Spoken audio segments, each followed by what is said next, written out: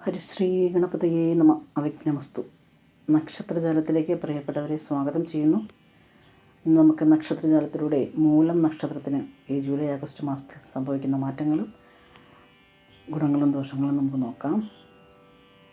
മനസ്സിൻ്റെയും ശരീരത്തിൻ്റെയും ക്ഷീണം മാറുന്നതാണ്. അനാവശ്യ ചിലവുകൾ വന്നുകൂടുവാനിടയുണ്ട്. വരുമാനത്തിൽ നല്ലൊരു ശതമാനം കടം വീട്ടുന്നതിനായിട്ട് ഉപയോഗിക്കും.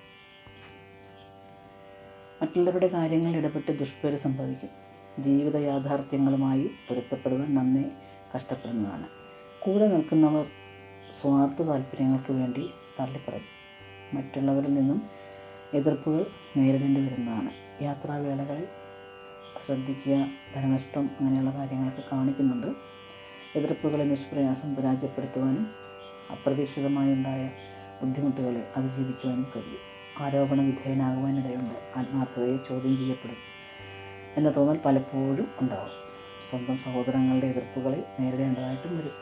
വീടും നാടും വിട്ട് മാറി താമസിക്കേണ്ടതായിട്ടും വരും. ആത്മാർത്ഥ സുഹൃത്തുക്കൾ അസൂയാലുക്കളായി മാറുവാൻ ഇടയുണ്ട്.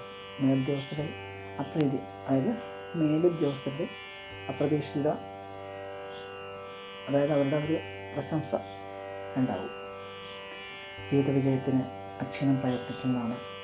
ചതുർഗ്രഹ യോഗം ഉള്ളതുകൊണ്ട് സാമ്പത്തിക ഇടപാടുകൾ കരുതലോടെ കൂടി ആകണം.